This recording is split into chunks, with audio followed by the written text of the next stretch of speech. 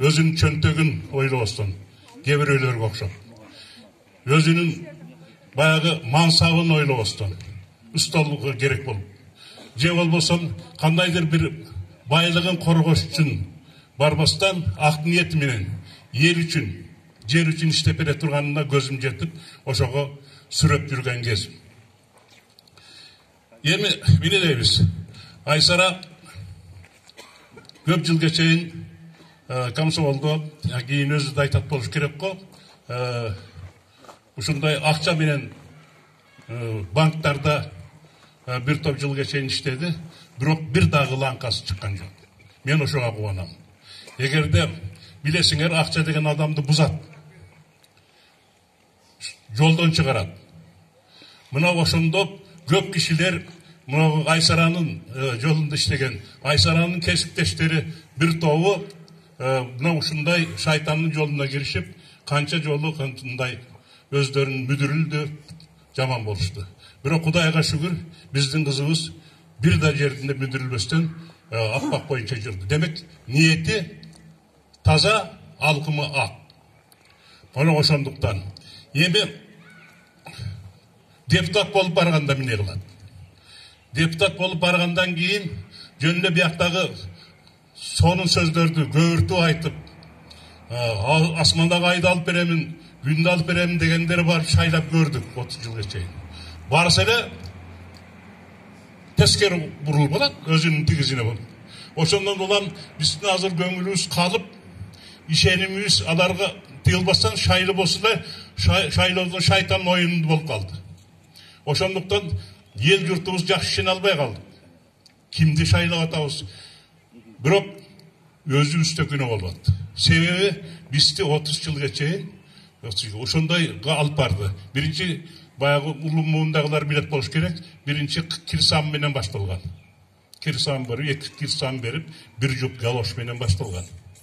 Анан ошентип отуруп, анан кийин өсүп отуруп, кыскасы депутат болсо эле акча бериш керек. Ал ким? Кайсы партиядан?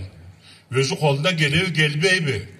Миниш кылып берет, ак ниетпи, же кара ниетпи деген ою жок эле. Ошол жанагы 2000'de алып, 1000'de алып туруп кийин салып аттык. Мына ошентип отуруп, жалпы мамлекетибизди башка коңшулардын алдында төмөндөтүп, азыр уят болгон жүрүбүз. Мына мисалы үчүн азыр казактардын алдында, өзбектердин алдында баш көтөрүшүбүз кыйыныраак. Биз кыргызбыз да билебиз дилерди дейт. Эмне үчүн? Бизде биримдик жок. Бизде жегиштер. Ушуга көнүп калдык. Азыр дагы ушу шайлоо болуп атат. Эмне дейсиңиз? Канча берет экен дешип атат.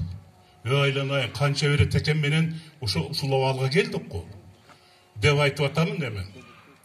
Менимче азыр түшүрө эле калдык элди. Кимди, кантип, эмне кылып шайлаш керек?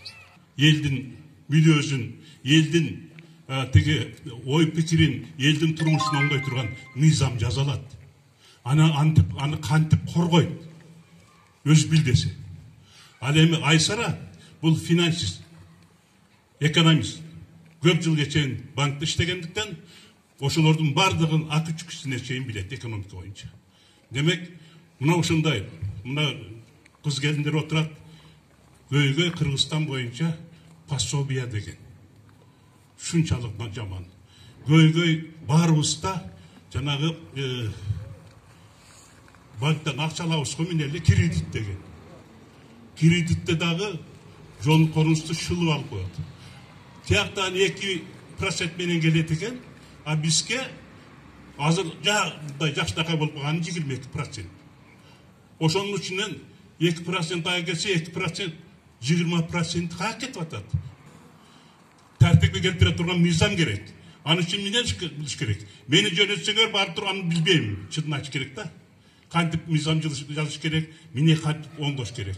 Анткени мен акымын, жазуучумун, ыр жазышым мүмкүн, барып алып, ырчылар болсо ырдашыбыз мүмкүн аерде. А бул барысын билет, банкта иштеген ак-чүкүсүнө чейин. Демек, элдин тагдырын, элдин турмушун оңдой турган мыйзамдарды кабыл алганга күчү жетет.